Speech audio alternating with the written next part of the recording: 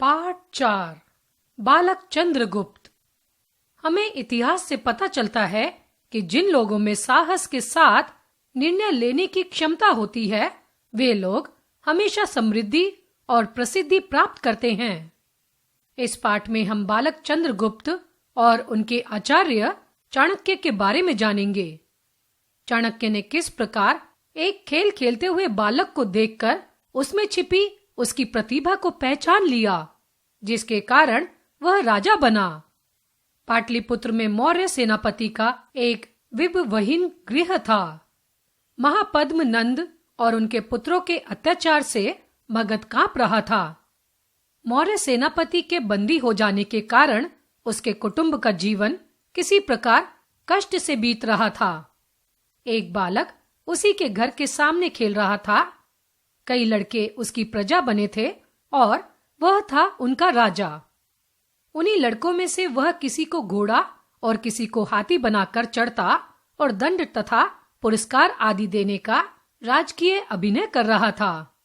उसी ओर से चाणक्य जा रहे थे। उन्होंने उस बालक की राज क्रीड़ा बड़े ध्यान से देखी। उनके मन में कौतूहल जागा और कुछ विनोद भी। उन्होंने उस बालक राजा के पास जाकर याचना की, राजन, मुझे दूध पीने के लिए गऊ चाहिए। बालक ने राजोचित उदारता का अभिनय करते हुए सामने चरती हुई गऊओं को दिखलाकर कहा, इनमें से जितनी इच्छा हो तुम ले लो।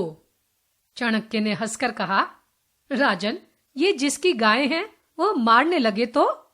बालक ने छाती फुलाकर कहा, किसका साहस है जो मेरे शासन को न माने? जब मैं राजा हूं तब मेरी आज्ञा अवश्य मानी जाएगी। चाणक्य ने आश्चर्यपूर्वक बालक से पूछा, राजन, आपका शुभ नाम क्या है?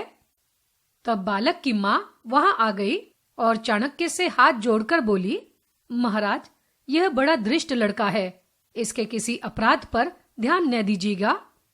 चाणक्य ने कहा, कोई चिंता नहीं, यह बड़ा होनहार बालक है। इसकी मानसिक उन्नति के लिए तुम इसे किसी प्रकार राजकुल में भेजा करो। उसकी मां रोने लगी, बोली, हम लोगों पर राजकोप है और हमारे पति राजा की आज्ञा से बंदी किए गए हैं। चाणक्य ने कहा, बालक का कुछ अनिष्ट न होगा, तुम इसे अवश्य राजकुल ले जाओ। इतना कह बालक को आशीर्वाद देकर चाणक्य चले गए।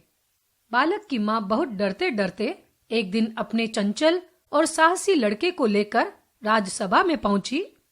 नंद एक निष्ठुर और मूर्ख राजा था।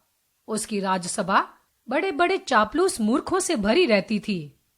पहले के राजा लोग एक दूसरे के बल, बुद्धि और वैभव की परीक्षा लिया करते थे और इसके लिए वे तरह तरह के उपाय करते थे। जब बालक मां के साथ राजसभा में पहुंचा, उसी समय किसी राजा के यहाँ से नंद की राजसभा की बुद्धि का अनुमान करने के लिए लोहे के बंद पिंजड़े में मोम का सिंह बनाकर भेजा गया था और उसके साथ यह कहलाया गया था कि पिंजड़े को खोले बिना ही सिंह को निकाल लीजिए। सारी राजसभा इस पर विचार करने लगी, पर उन चाटुकार मूर्ख सभासदों को कोई उपाय न सूझा। अपनी माता के साथ वह बालक यह लीला देख रहा था। वह भला कब मानने वाला था। उसने कहा, मैं निकाल दूंगा, मैं निकाल दूंगा। सब लोग हंस पड़े। बालक की ठिठाई भी कम न थी। राजा को भी आश्चर्य हुआ। नंद ने कहा, यह कौन है? मालूम हुआ कि यह राजबंदी मौर्य सेनापति का लड़का है। फिर क्या, नंद की मूर्खता की अग्नि में एक और आहुति पड़ी। क्रोधित होकर वह बोला, यदि तू इसे न निकाल सका तो तू भी इस पिंजड़े में बंद कर दिया जाएगा। उनकी माता ने देखा कि यह विपत्ति कहां से आई, परंतु बालक निर्भीकता से आगे बढ़ा और पिंजड़े के पास जाकर उसको भली भांति देखा। फिर लोहे की शलाकाओं को गर्म करके उस सिंह को गलाकर पिंजड़े को खाली कर दिया। सब लोग चकित रह गए।